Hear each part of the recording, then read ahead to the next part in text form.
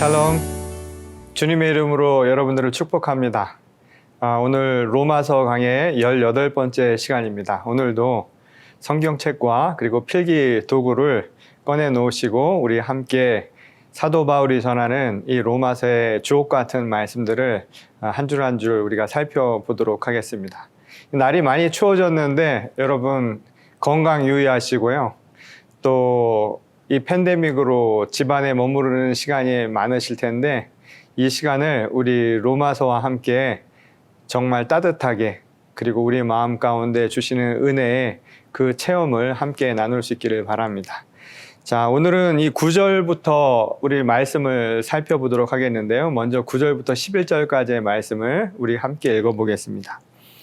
그러면 이제 우리가 그의 피로 말미암아 의롭다 하심을 받았으니 더욱 그로 말미암아 진노하심에서 구원을 받을 것이니 곧 우리가 원수 되었을 때 그의 아들의 죽으심으로 말미암아 하나님과 화목하게 되었은즉 화목하게 된 자로서는 더욱 그의 살아나심으로 말미암아 구원을 받을 것이니라.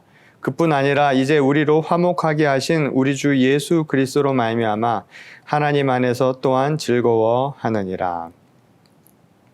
자, 오늘 이 말씀 그 9절에서도 이렇게 시작을 하죠. 이제 우리가 그의 피로 말미암아 의롭다 하심을 받았으니 라고 시작을 합니다.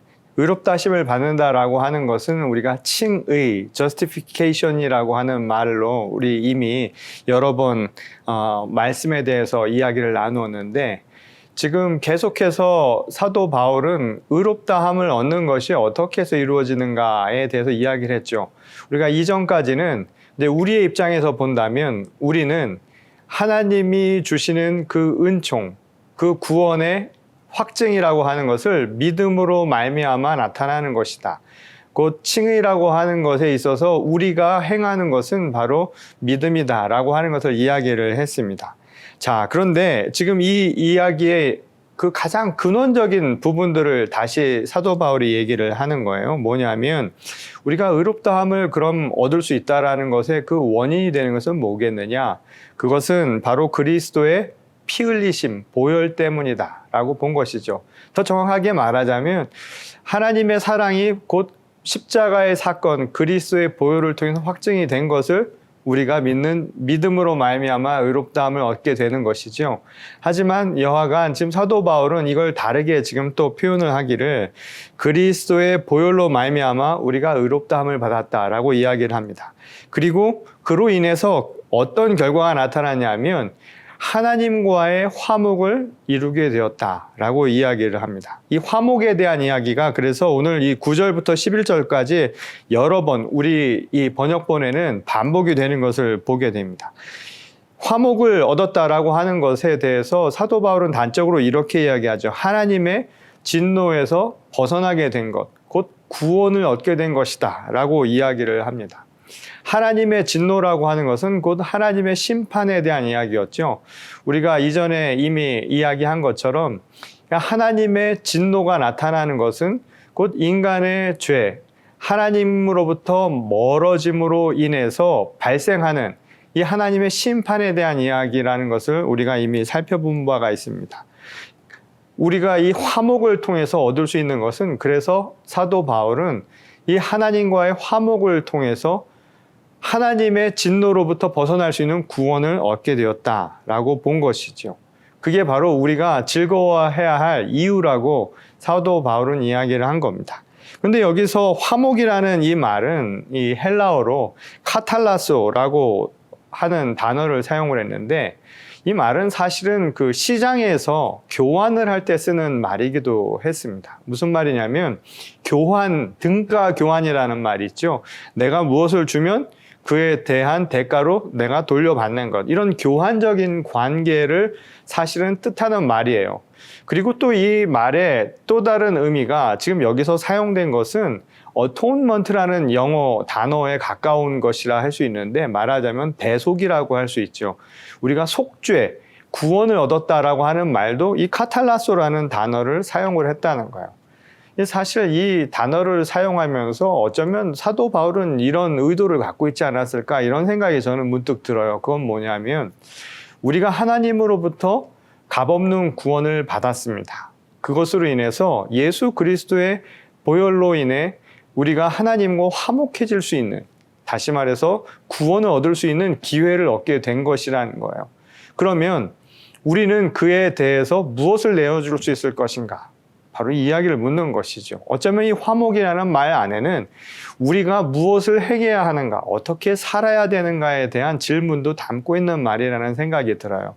그러니까 쉽게 속죄라고 해서 우리의 죄를 구원시켜 주시고 우리를 성결케 해 주신 것, 그냥 그렇게 받은 것으로만 이해하지 말고 그렇게 받은 것에 대해서 나는 어떻게 살 것인가, 더 적극적인 의미로 생각을 해볼 필요가 있다는 것이죠.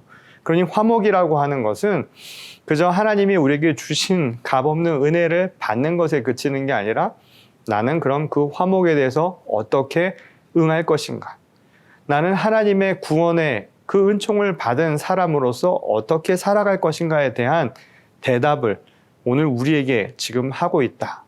도전을 하고 있는 질문이라고 할 수 있다라는 겁니다. 자, 12절에서부터 14절 말씀을 계속해서 살펴보겠습니다.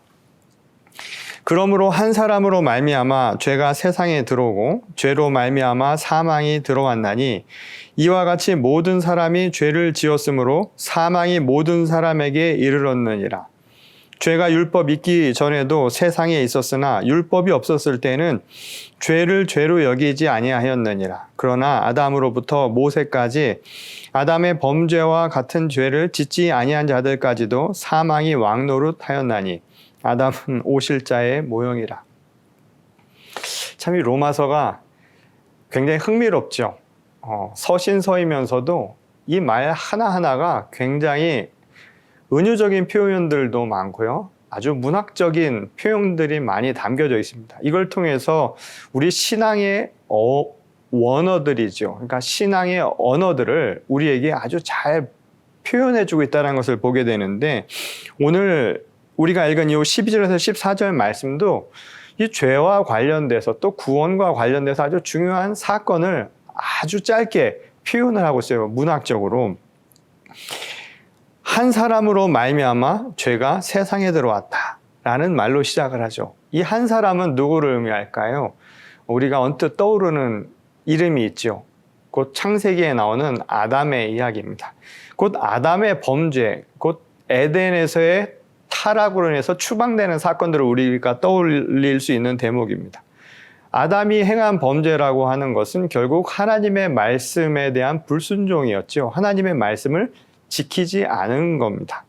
그 결과로 인해서 인간이 타락하게 되는 결과를 맞이하게 되는 것이죠. 그런데 지금 바울은 이 대목을 이렇게 얘기해요. 그 한 사람으로 인해서 죄라는 게 들어왔다. 그래서 우리에게 너무나 잘 알려진 이 하나 개념이 등장을 하죠. 바로 원죄에 대한 이야기입니다. 사실 원죄라고 하는 이 말은 성경에는 나오지 않는 말인데 이미 초대 교부들 사이에서도 이에 대한 신학적인 견해들 그리고 주장들이 이미 있어 왔고, 그리고 4세기 이후에 가면은 이 신학을 거의 집대성했다라고 말할 수 있죠. 성 어거스틴이 이 처음으로 이 원죄라고 하는 말을 사용했다고 하는데요.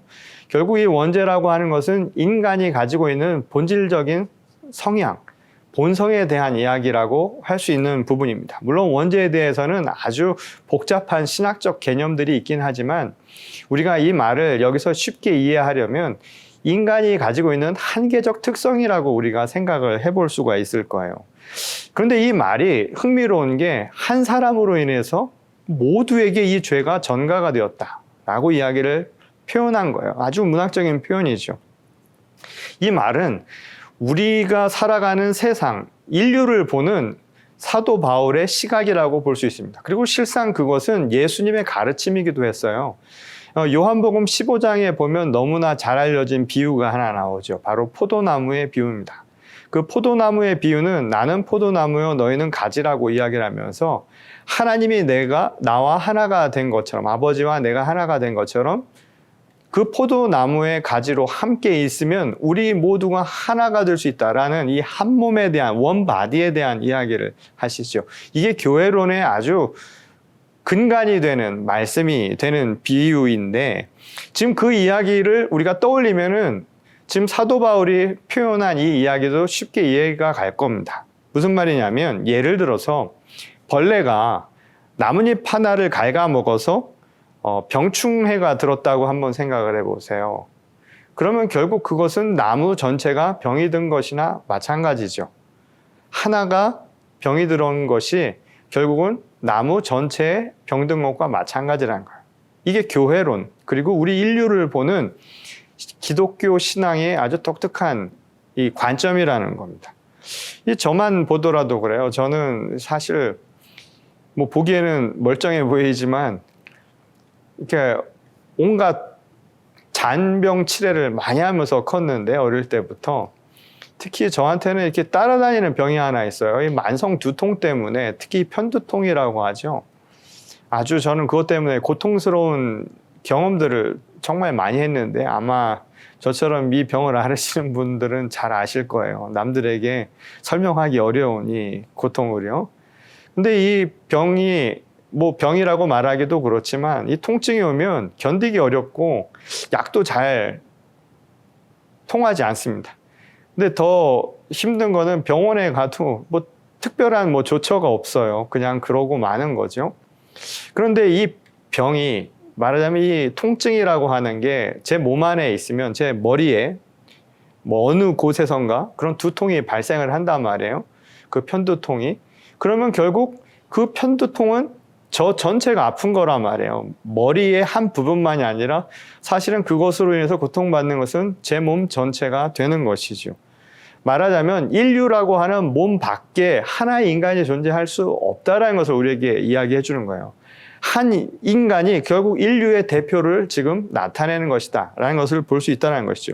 그리고 이렇게 이야기합니다. 결국 죄의 삭은 그래서 사망이다 라는 말입니다. 너무나 잘 알려진 말이죠. 이 말은 뭘까요? 이 죄라고 하는 말을 우리가 생각해 보면 쉽게 이해가 되는 말씀입니다. 죄라고 하는 하마르티아라고 하는 것은 하나님의 말씀이라고 하는 것에서 벗어난 거예요. 말하자면 궤적이 있는데 그 궤도를 벗어난 게 죄라는 거예요. 영어에 트레스패스라는 단어를 쓰기도 하는데 그 말 역시도 경계를 넘어서는 거죠. 영역을 넘어서는 행위입니다. 자, 그 말은 뭐냐면 하나님은 생명의 하나님이고 하나님의 말씀을 통해서 모든 생명의 이치가 근원이 된 것이죠. 모든 생명의 이치의 근원에 하나님의 말씀, 곧 하나님이 계시다는 거예요. 근데 그것을 넘어섰다는 것은 결국 생명 바깥으로 넘어선 것이니 남은 것은 사망밖에 없게 되는 것이죠. 그러니 생명의 말씀 밖에서 인간이 살아갈 수 없는 것은 너무나 자명한 이치라는 거예요. 이게 바로 사도 바울의 이야기입니다. 근데 이 말은 인간의 존재적인 특성이랑도 연관지어서 생각을 해볼 수 있는데 예컨대 이렇게 표현을 할 수 있다는 겁니다. 인간이 육신의 몸만을 가지고 있는 것이 아니라 하나님의 생기로 인해서 사는 영의 사람이기도 하다라는 거예요. 그러니까 사도 바울은 하나님에서 벗어난 것, 곧 영을 잃어버리게 되면 육신의 사람으로만 살게 되는데 결국 그것은 사망의 삶을 사는 것이나 다를 바 없다는 거예요. 이거는 두 가지 의미가 있죠. 우리는 종말이라고 하는 것을 맞이하게 되는데 한 개인은요. 그 종말은 뭐냐면 육신의 종말이라는 것이죠. 언젠가 우리의 육신은 닿기 마련입니다. 그 누구도 이 운명을 거스를 수가 없어요.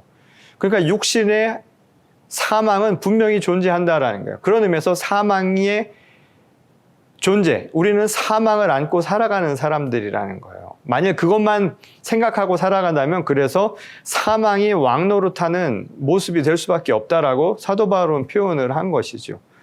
그런데 또 다른 하나가 있죠. 우리에게 오는 종말이라고 하는 것은 실제로 육신이 살아있을 때도 경험할 수 있는 것인데 그것은 실존적인 종말입니다. 그 실존적인 종말이라고 하는 것은 뭐냐면 생기를 잃어버린 거예요. 인간이 살아도 산 게 아닌 모습이 될 수 있다는 거예요. 삶의 의욕을 잃어버린 것. 그것은 생명을 잃어버린 것과 똑같은 모습이라는 것이죠. 사도 바울은 그 두 가지 의미에서 이야기하는데 이 말씀을 뒷받침해주는 우리 구절들이 좀 있습니다. 함께 살펴보도록 할까요? 창세기 2장 7절 말씀을 보겠습니다. 여호와 하나님이 땅의 흙으로 사람을 지으시고 생기를 그 코에 불어넣으시니 사람이 생명이 되니라. 자, 사람을 하나의 존재, 생명의 존재로 이야기를 했다는 거예요. 그러니까 영이 살아있는 존재라는 거예요. 인간이 인간일 수 있는 것은 육신을 가져서만이 아니라는 거예요. 살아있는 영적인 존재가 되었기 때문에 인간일 수 있다는 거예요. 이게 다른 피조물들과 다른 부분이라는 것이죠. 자, 에스겔서에 보면 이 부분을 또 이렇게 얘기합니다. 37장 4절에서부터 5절 말씀입니다. 또 내게 이르시되 너는 이 모든 뼈에게 태어나여 이르기를 너희 마른 뼈들아 여호와의 말씀을 들을지어다. 주 여호와께서 이 뼈들에게 이같이 말씀하시기를 내가 생기를 너희에게 들어가게 하리니 너희가 살아나리라. 자, 이 이야기도 너무나 잘 알려진 말씀이죠. 마른 뼈들에 대한 이야기인데 생기를 잃어버린 그 상황이에요. 그래서 하나님의 영이 임하면, 말하자면 성령이 임하였을 때 마른 뼈가 살아나는 기적이 일어난다라는 것으로 너무나 잘 알려진 구절이죠. 자, 이 이야기도 우리에게 분명하게 얘기해 주는 거예요. 생기가 없으면, 다시 말해서 하나님의 영을 잃어버리면 육신은 마른 뼈와 다를 바가 없다라는 겁니다. 살아있는 존재가 아닐 수 있다는 거예요. 그래서 사망이 결국 우리의 삶에 왕노릇하는 상황이 벌어질 수 있다는 거예요. 근데 그 이유가 뭐냐면 죄 때문이라는 거예요. 그럼 죄는 왜 생겨나는가? 하나님의 말씀에서 벗어났기 때문이고, 그리고 그것은 하나님의 영이 내게서 사라진 상태와 똑같다라고 사도 바울은 표현을 했다라는 거예요. 그런 의미에서 우리가 살아가는 인류의 역사도 생기를 잃어버리면 타락의 역사나 다름없다는 거예요. 그래서 사망이 왕노릇한 역사라고 바꿔 이야기할 수 있다는 것이죠. 이 말을 다른 말로 표현하면 이럴 수 있을 거예요. 하나님의 영이 없다. 하나님은 영이시고 하나님은 사랑이시고 하나님은 공의이시고 하나님은 화평이십니다. 만약 이 말씀을 그대로 대입을 해보면 결국 이 땅에 참 사랑이 없으면 마른 뼈와 같아지고요. 그것은 타락의 역사를 만듭니다. 살아도 산 모습이 아니라는 거예요. 그것은 죄가 사망을 가져온 모습이어서 사망의 역사와 다를 바가 없다는 거예요. 죽음의 세상이라는 거예요. 참된 공의가 없으면 그건 죽은 거라는 거예요. 참된 화평이 없으면 그것도 죽은 공간이라는 겁니다. 하나님의 영이 없으면 바로 이런 모습들이 오늘 이 땅에서도 일어날 수 있다라는 것을 우리에게 가르쳐 주는 것이죠. 자, 이와 함께 13절에서 이런 말씀을 전하죠. 죄가 율법 있기 전에도 세상에 있었으나 율법이 없었을 때는 죄를 죄로 여기지 아니하였느니라. 이렇게 이야기를 하고 있어요. 이 말은 율법이 가지는 한계에 대해서 이야기를 하고 있는 것이죠. 죄가 율법이 있기 전에도 세상에 이미 있었다는 거예요. 그 말은 뭘까요? 죄가 먼저라는 거예요. 율법이 먼저라는 게 아니라. 그러니까 그 말은 율법이 죄라고 하는 것을 근원적으로 다스릴 수가 없다라는 것을 얘기를 해주는 것이죠. 그러면 율법이 생겨서 율법이 가진 그 필요성은 무엇이냐? 그 역할은 무엇이냐? 바울은 무슨 이야기를 하냐면 죄를 죄로 여기게 만들었다라는 거예요. 그러니까 율법은 무엇이 죄인지를 규정해 놓은 것이죠. 그렇잖아요. 지금 형법도 보면 법이라는 게 계속 나오지 않습니까? 그건 왜 그러냐면 새로운 인간의 행위들을 규제하기 위해서 법이 나중에 만들어지잖아요. 그와 똑같은 것이죠. 율법도 죄가 먼저 있고 그 죄를 죄로 규정을 해주는 거예요. 그게 죄인지 알게 해주는 것이 율법의 역할이라는 거예요. 그게 본질이라는 거예요. 그러면 그것은 율법이 가진 한계이기도 하다라는 것이죠. 그냥 단지 죄가 무엇인지를 알 수 있게 해주지만 그러나 죄를 없애지는 못한다는 거예요. 죄를 근원적으로 해결해 줄 수 있는 것은 율법이 결코 아니라는 것이죠. 지금 이 이야기를 왜 하는지 아시겠죠? 율법의 행위로가 아니라 우리가 의롭다함을 여기는 것은 믿음 때문이다라고 하는 것을 이야기하기 위해서예요. 오늘 우리가 9절부터 읽은 그 대목을 다시 생각해 보시면 결국 예수 그리스도의 보혈의 능력, 그것을 믿는 믿음으로 말미암아 이 모든 것에서 벗어날 수 있는 것이지 율법으로는 불가능한 일이라는 것을 가르쳐 주는 것이죠. 말하자면 율법은 안경과 같은 거라는 거예요. 희미한 것을 보게 해주는 일종의 도구이기는 하지만 안경을 낀다 해서 시력 자체를 완전히 해결할 수 있는 것은 아니죠. 그러니 착각하지 말라는 겁니다. 그리고 이렇게 얘기합니다. 아담은 오실자의 모형이다 라고 이야기합니다. 오실자는 누구를 말하는 걸까요? 곧 그리스도를 이야기하는 것이죠. 사람의 아들로 오신 예수 그리스도를 뜻하는 말임을 알게 됩니다. 자, 이와 유사한 대목을 사도 바울이 고린도 전서에서도 이렇게 표현한 바가 있어요. 15장 21절에서 22절 말씀입니다. 사망이 한 사람으로 말미암았으니 죽은 자의 부활도 한 사람으로 말미암는도다. 아담 안에서 모든 사람이 죽은 것 같이 그리스도 안에서 모든 사람이 삶을 얻으리라. 자, 이 이야기는 원 아담, 사람의 모습으로 왔던 그 아담이 죄로 인해서 우리 인간 사회 인류의 죄라고 하는 멍든 모습을 가져왔다면 이제 오실 자, 곧 그리스도 예수, 사람의 옷을 입고 오신 그분을 통해서 우리는 구원을 얻게 되었다라는 것을 이야기해 주는 거예요.